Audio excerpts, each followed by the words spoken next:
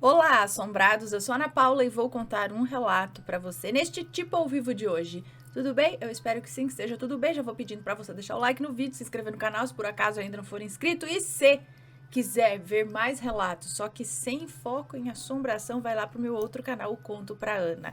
O link tá na descrição. Combinado? Então vamos para o relato de hoje, que é este: A Besta e o Coronel. Vamos ver. Todos os nomes já estão trocados. Tá? Acho que é uma moça que nos conta e já começando. Nomes trocados. Gabriel chegou à fazenda das Quaresmeiras pedindo apenas pouso e trabalho. Era um homem de poucas palavras, mas de uma força descomunal no cabo da enxada. Com uma força descomunal no cabo da enxada.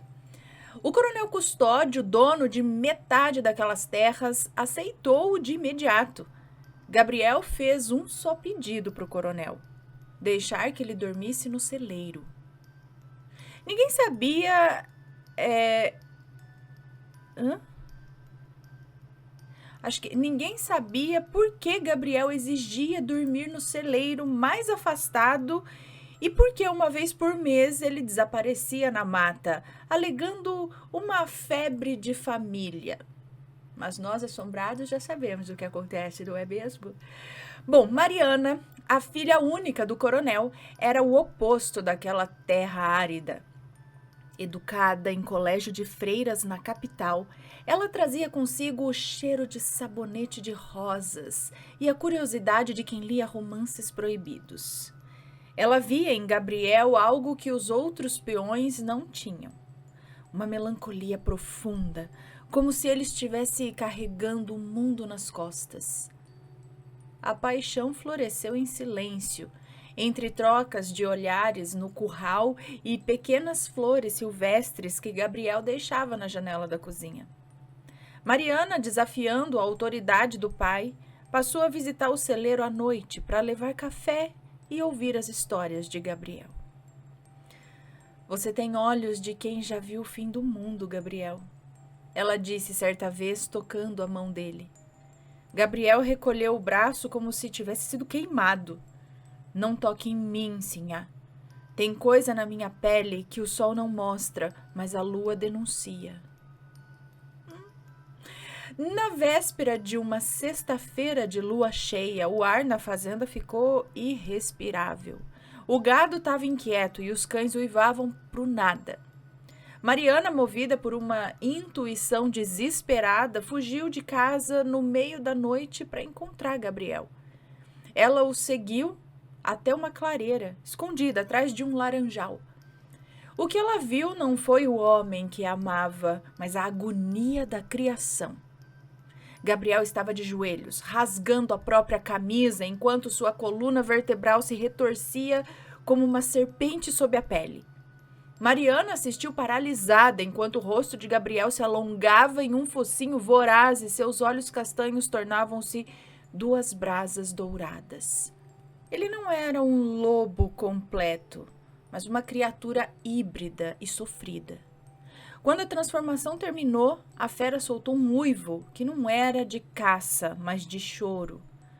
Quando Mariana viu a coluna de Gabriel estalar e o rosto dele se desfigurar naquela massa de pelos e dentes sob o laranjal, o amor morreu instantaneamente.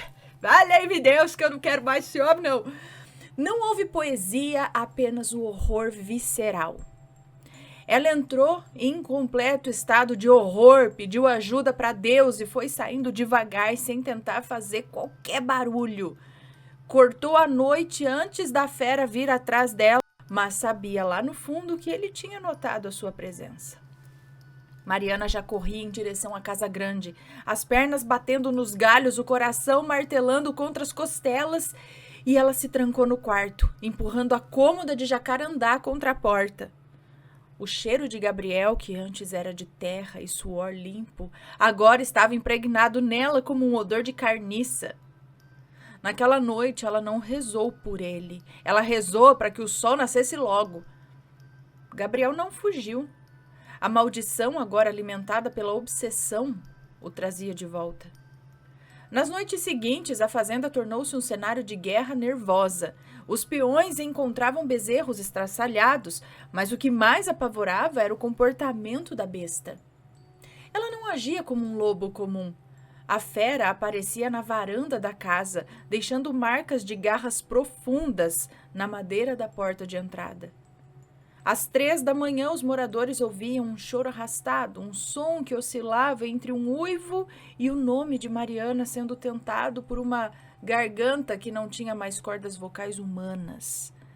O bicho estava cercando sua presa, movido por um resto de memória de amor que agora era puro instinto de posse. O coronel Custódio, vendo a filha murchar de medo e sua fazenda ser sitiada, não suportou o desaforo. Afinal, um fazendeiro era medido pela sua capacidade de proteger o que era seu. Não é bicho da terra, é coisa do inferno, gritou Custódio no pátio. Preparem os cavalos, quero a cabeça desse bicho no portão antes do galo cantar. O coronel convocou os melhores batedores da região. Ele mesmo fundiu suas moedas de prata para criar balas artesanais, acreditando nas velhas simpatias que ouvia dos escravos libertos que ainda viviam nos arredores. A caçada começou em uma sexta-feira de névoa baixa. Custódio liderava a tropa sob a luz de tochas. A fera já estava no cafezal, esperando. O som dos cavalos relinchando em pânico anunciava a presença do lobisomem. Gabriel, em forma de fera, surgiu do meio das árvores como um raio negro. Ele derrubou 2 capangas, mas não os matou. Seus olhos estavam fixos na janela iluminada do andar superior, onde Mariana assistia a tudo, escondida atrás das cortinas. Custódio disparou a garrucha. O tiro de prata atingiu a perna da fera, que soltou um uivo que fez os vidros da casa vibrarem. Mesmo ferido, o bicho avançou contra o coronel. O coronel Custódio caiu de costas no barro, o peso esmagador da criatura sobre seu peito. A garrucha de prata voou longe, inútil. Ali, a poucos centímetros do rosto do fazendeiro, a bocarra de Gabriel exalava um calor fétido e o som de uma respiração que parecia o motor de uma moenda velha.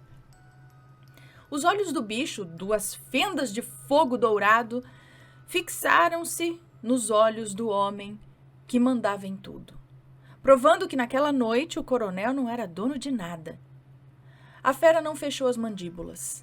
Em vez disso, ela esticou o pescoço em direção à lua e soltou um uivo ensurdecedor, um grito gutural. Era um som de triunfo e de dor, um aviso de que a natureza selvagem havia retomado o que era seu. Com um movimento ágil, a fera saltou de cima do coronel, deixando-o trêmulo e humilhado no chão.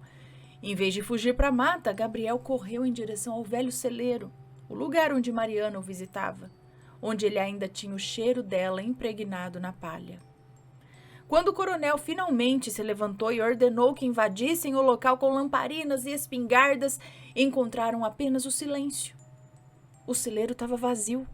Não havia Gabriel, nem fera, apenas o cheiro de palha úmida e o som do vento assobiando pelas frestas do telhado. No centro do galpão, as correntes de ferro que Gabriel usava estavam abertas, mas não pareciam estouradas por força bruta.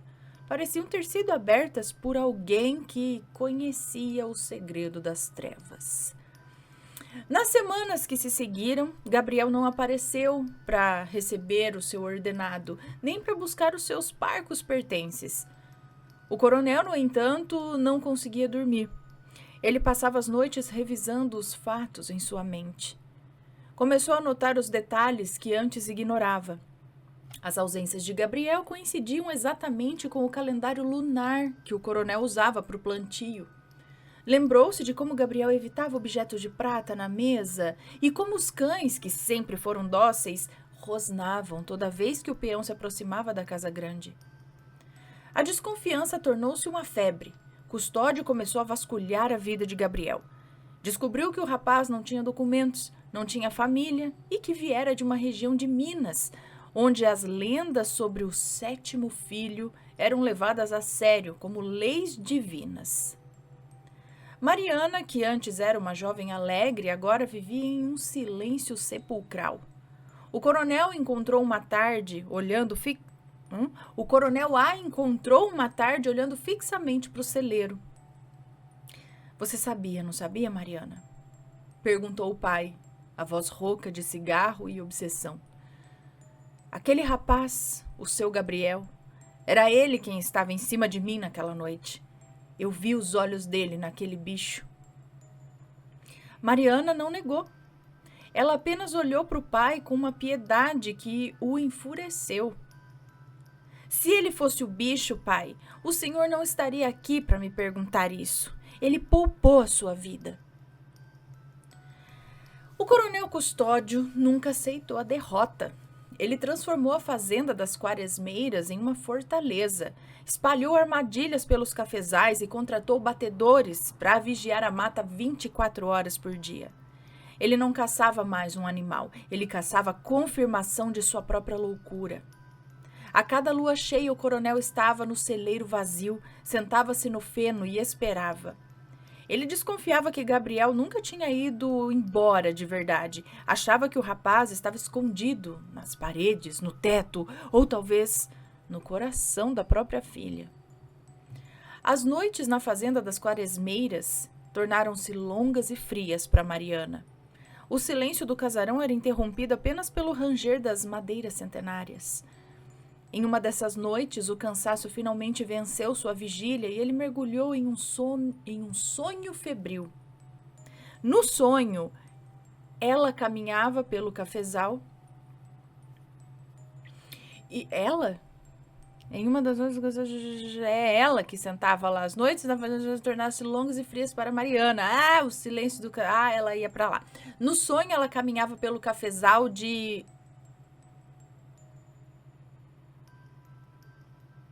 Não sei. No sonho, ela caminhava pelo cafezal. Mas as plantas tinham rostos humanos que choravam.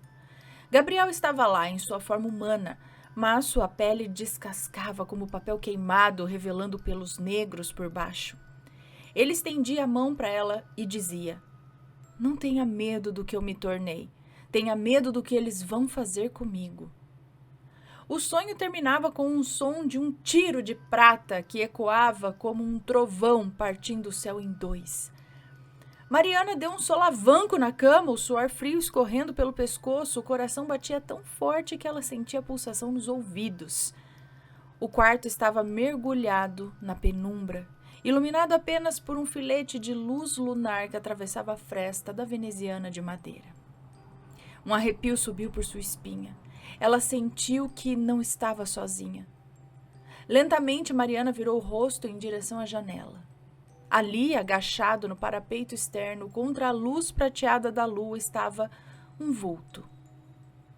Não era um homem, mas também não era um lobo comum. A fera estava encolhida, os membros longos e musculosos ocupando quase todo o espaço da moldura. Os olhos da criatura, 2 globos dourados que pareciam conter o fogo do inferno, estavam fixos nela. Não havia rosnado, não havia ameaça.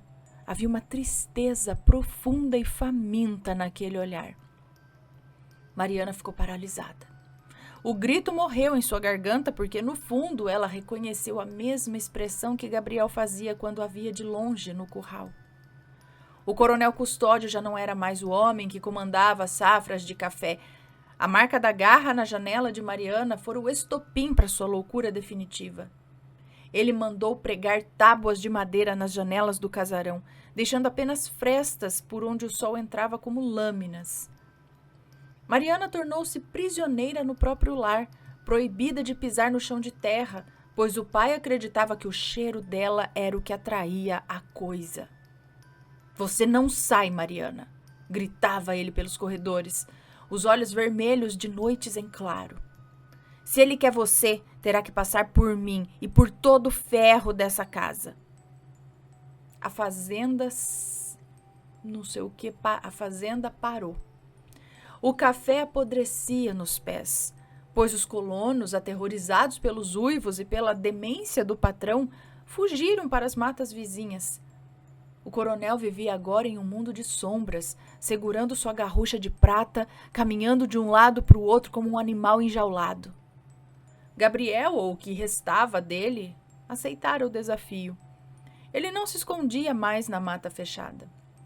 Todas as noites, o som de garras arranhando as paredes externas da casa tornavam-se a trilha sonora do isolamento. Ele rodeava o casarão incansavelmente. Os passos da fera no telhado faziam os caibros de madeira gemerem. Mariana, de seu quarto escuro, ouvia o som da respiração pesada de Gabriel do outro lado das tábuas. Ele não tentava arrombar, ele estava apenas presente, como uma sentinela sombria que reclamava o que era seu. A obsessão do coronel atingiu o ápice quando ele começou a ouvir a voz de Gabriel ao vento. Ele passou a disparar tiros a esmo pelas frestas das janelas, gritando o nome do peão para o escuro. O casarão cheirava a pólvora e desespero. Em uma noite de tempestade, o coronel, em um surto de fúria, abriu a porta principal. "Apareça, maldito! Venha buscar o que é seu se tiver coragem!" Ele urrou para o pátio sob a chuva torrencial. A fera surgiu das sombras da varanda. Não atacou de imediato. Ela ficou parada, sob a chuva, a pele negra brilhando, os olhos dourados fixos no homem decrépito à sua frente. Mariana conseguiu escapar de seu quarto e correu para o topo da escadaria. O coronel mirou. O dedo apertou o gatilho, mas a pólvora úmida pelo ar da noite falhou. O estalo seco do cão batendo no vazio foi o som do fim de uma era. Gabriel soltou um uivo que não era de ódio, mas de uma tristeza infinita. Ele saltou sobre o coronel não para matá-lo, mas para derrubá-lo. Com um movimento rápido, a fera abocanhou Mariana e, em um salto sobrenatural, atravessou o pátio em direção ao cafezal abandonado. A tempestade daquela noite de 1947 não lavou os pecados da fazenda das Quaresmeiras.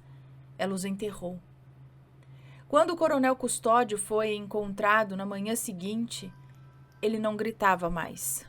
Estava sentado no chão, batido, do pátio, com a garrucha de prata caída entre as pernas e as vestes encharcadas de lama. Seus olhos, antes autoritários, agora eram duas poças de vazio. Ele pegou ela. Sussurrava o coronel para ninguém, enquanto balançava o corpo para frente e para trás.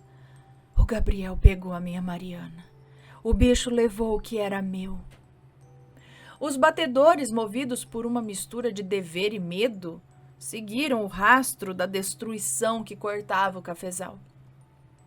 A trilha de galhos quebrados e pegadas profundas levava até o coração da Mata Virgem, onde a luz do sol mal conseguia penetrar o dossel das árvores. Lá, em uma pequena clareira cercada por quaresmeiras que pareciam curvar-se em luto, eles encontraram. Mariana estava deitada sobre um leito de folhas secas. Não havia sinais de luta ou de fuga. Seu corpo estava pálido como o mármore das estátuas da capital. E seus olhos permaneciam abertos, fixos em um ponto inexistente no céu. Não havia a violência comum de um ataque animal. Havia apenas a marca de uma mordida, única e fatal no pescoço. E suas mãos ainda seguravam com a rigidez da morte um tufo de pelos negros e espessos. Gabriel a levara, mas a fera dentro dele não soube como amá-la sem destruí-la. De Gabriel não restou nada. Nenhuma pegada saía da clareira. Era como se a fera tivesse evaporado no ar úmido da floresta assim que a vida deixou o corpo de Mariana. Os cães da fazenda que antes uivavam agora mantinham um silêncio absoluto, recusando-se a entrar na mata. O coronel Custódio passou o resto de seus dias trancado no casarão, repetindo a mesma frase para as paredes descascadas. A fazenda das Quaresmeiras foi engolida pelo mato e pelo esquecimento. A ciência de 1947 nunca registrou o caso. E a polícia local arquivou o óbito como ataque de onça-parda. Mas os velhos da região, que ainda lembram do cheiro de pólvora e rosas daquela época, sabem a verdade. Eles dizem que Gabriel não fugiu, ele apenas se tornou a própria mata. E que em certas noites, quando a lua está minguante, o uivo que se ouve não é de fome, mas um lamento fúnebre de alguém que matou a única coisa que o fazia se sentir humano. Fim. Bom, gente, não se trata de um relato, né? Se trata mais de um conto, pelo que percebo, ou uma lenda, mas a pessoa não fala aqui de onde que é a lenda, de onde que surgiu, quem é que conta, não sei, simplesmente começa desta forma. Não sei se alguém escreveu, e se alguém escreveu, eu não sei se foi a moça que mandou o relato ou se foi outra pessoa. Seria interessante dar os créditos a essa pessoa. Mas às vezes é baseado numa lenda, né, de um local, e a pessoa escreve de forma romanceada a história, né? Bom, foi algo diferente aqui para o canal, uma história interessante de lobisomem, como vocês gostam, né? E aí, gostaram da história de lobisomem? É uma história de amor de lobisomem. Mas fica a lição, né? Ah lá, você vai dar barda achando que a fera aí vai ser boazinha. No fim, ela matou ela. Ela não sabe, acabou matando ela. Ai, ai, ai. Olha só. Não pode confiar em lobisomem, não. Por mais bonitão que ele seja. Ai, bom. Este foi o relato de hoje, ok? Deixem aqui os comentários, sempre com respeito, por favor. E se tem uma história, envia pra gente. Um grande beijo e a gente se vê no próximo relato. Fui! Tchau, tchau.